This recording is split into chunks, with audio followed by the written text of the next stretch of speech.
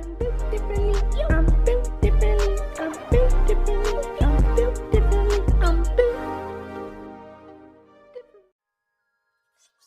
Well, that was the craziest shit ever. So, today's chapter, or this week's chapter, I forgot when the last chapter came out. Anyway, we finally see Awakened Garou. We finally see this monstrosity of a creature.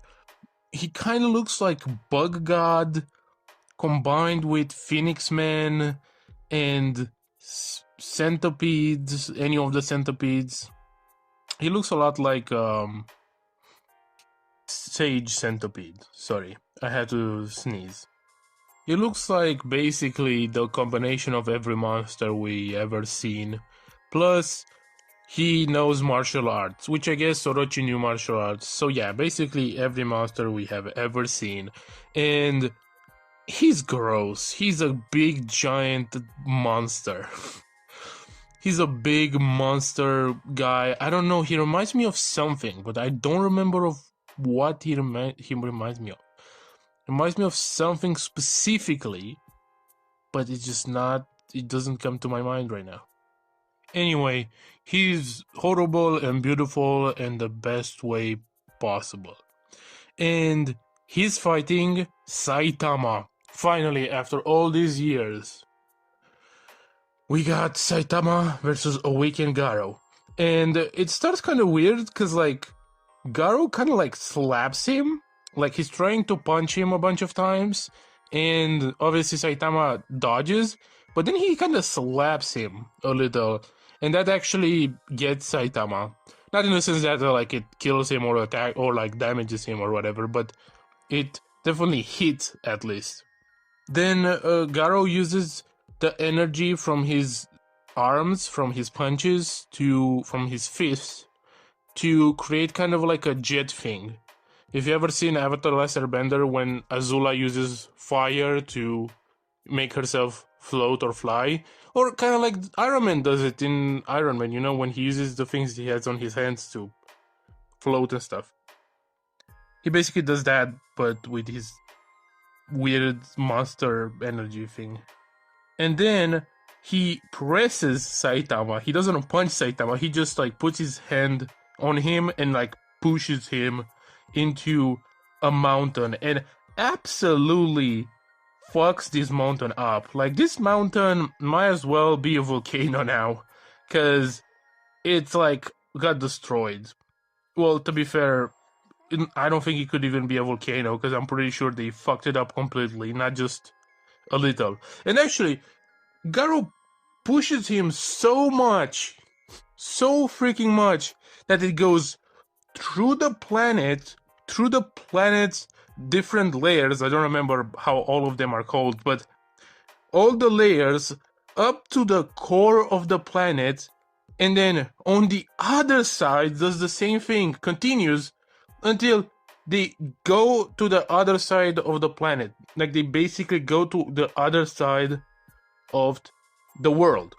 You know, like in cartoons when someone would dig a hole in the ground and then they would arrive in China?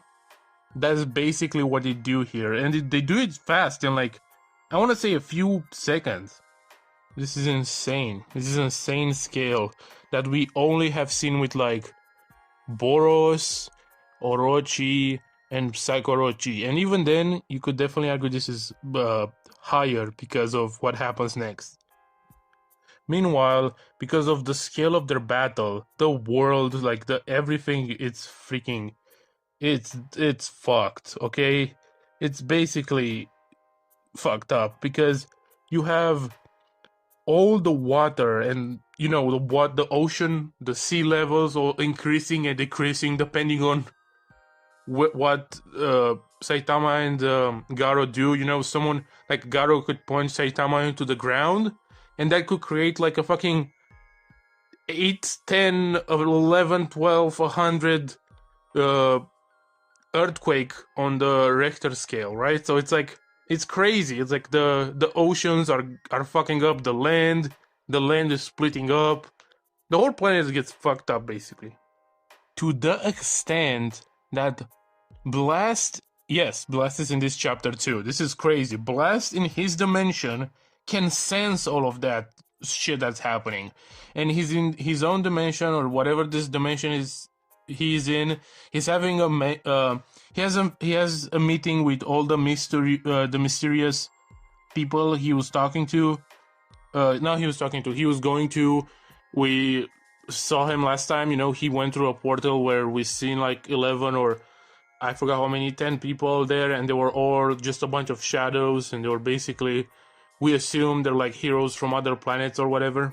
We get a glimpse of that dimension, and it's a bunch of weird, ethereal, I don't know what the fuck it is here, but basically, he's here talking to them, and then he senses all the shit that happens on Earth, and opens a portal to look. You know, he's like, oh, what the fuck? And then he opens a portal, and he sees the world, the planet is getting fucked by Saitama and Garou. They are fucking it up big time. Like, I don't even know how to describe it. It's basically the portion of the planet which was basically underwater. It's not. It just looks kind of like a big mountain now. Like, imagine if the Pacific Ocean, instead of being the Pacific Ocean, just all the earth there grew higher, and all the water went on the other sides, and you have, instead of the Pacific Ocean, you just have another big ass continent in the middle of it. But you know, probably on the other side of the earth, everything is underwater. Something around those lines. It's absolutely insane. And even Blast is like, what the hell? And even the people he's with, they're like shocked. They're seeing this and they're like, holy hell, this is insane. And this is the first time we get a glimpse of some of the other guys Blast is like in the team with, or he's talking to, and one of them is a woman with a cleavage. Of course is Murata, bro. This is Murata. Of course the woman has to have big titties and cleavage. Of course. That guy is a certified pervert. Either that, or he knows his audience is a bunch of certified perverts, so he just wants to please his audience. He knows his audience. Because, come on, bro. This bitch has big ass titties. That's all I'm saying. All I'm saying is, come up with a single female design where the woman looks like more than just a bunch of titties. I like titties, but why does she have to have a big ass cleavage? All I'm saying is that she could have even have big titties without the cleavage. Why does she have a cleavage exactly where her heart is, so someone can stab her through her? It just doesn't make any... I don't know, I'm just annoyed that everyone is a pervert in the One Punch Man fandom, and Marta's also a pervert. I'm like, bro, you degenerates. Stop it. Stop it, okay? Get some bitches. Stop. But outside of that, we have some lion guy, some furry guy. Again, we know, a bunch of degenerates. You already on the third like image on this page, you have like a furry. That's crazy. So you have a big titty woman, you have a furry guy. He kind of looks like Battle Beast from Invincible, if we're being honest, or like the Beast King from like episode 1 of the anime, or was it episode 2? I don't remember. I think it might have been episode 2. The guy who's like the second strongest in the House of Evolution. I'm probably gonna put an image on screen of him.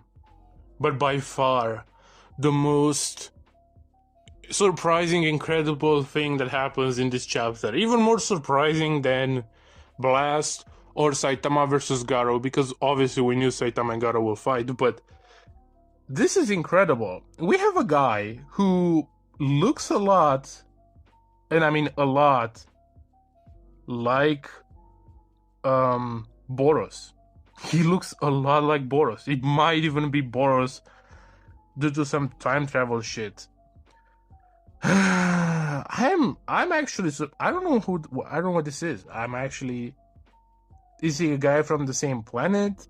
Is he BOROS from the future? Was the BOROS Saitama fought? Just, I don't know, some weaker version of this BOROS? Did he just send like kind of like a clone? I'm like very confused of what is actually happening.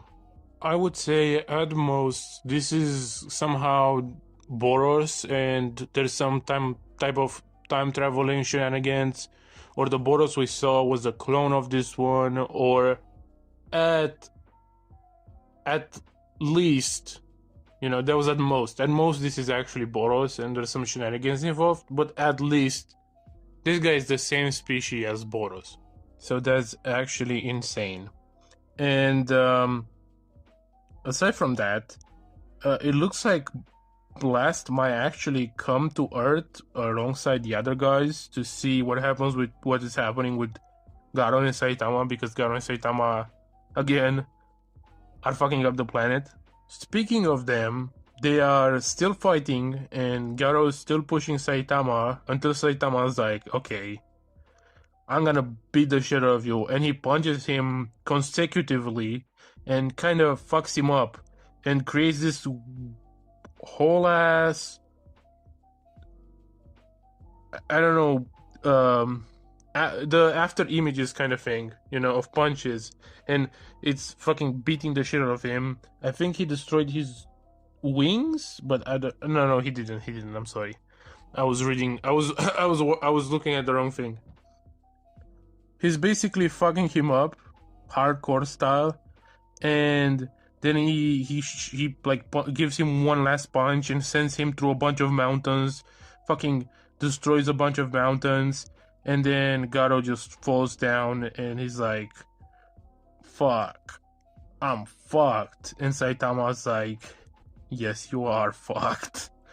Of course you are. I'm the main character. What do you mean? Anyways, and then Garou kind of gets up and runs towards Saitama, tries to punch him, but Saitama just catches his punch and he's like, you thought you did something. You thought you were someone.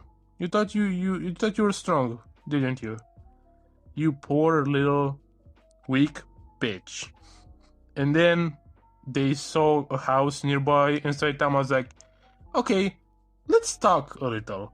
And then the last panel of the chapter is Saitama and Garou standing on a table and supposedly talking, and we're gonna see what's gonna happen next chapter. So yeah, this chapter was kind of insane. So first of all, we've seen Garou versus Saitama, part 2, I think, or part 3, and they were beating the shit out of each other. They kind of destroyed the fucking planet, or not the whole planet, but they kind of destroyed the big part of the planet. They kind of fucked it up for humanity in general, you know?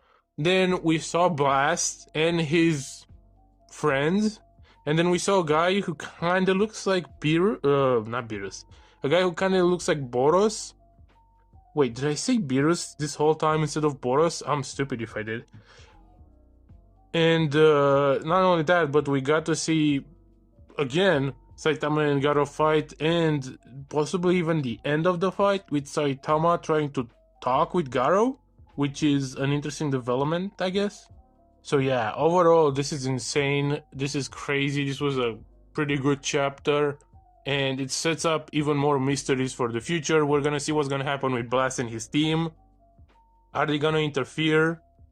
Is Garou about to fight any of them? Maybe to show how strong Garou is, that he can fight people that are, you know, close to Blast or something. It's gonna be a thing where Blast and the others try to deal with him, but Saitama's like, no, I got this, and they might get into a conflict. I don't know, we shall see. We shall see. But until then, this has been Crack, this has been the review. This has been incredibly crazy in general as a chapter, and see you next time, bitches. Are you coming with me? Feed my fantasy.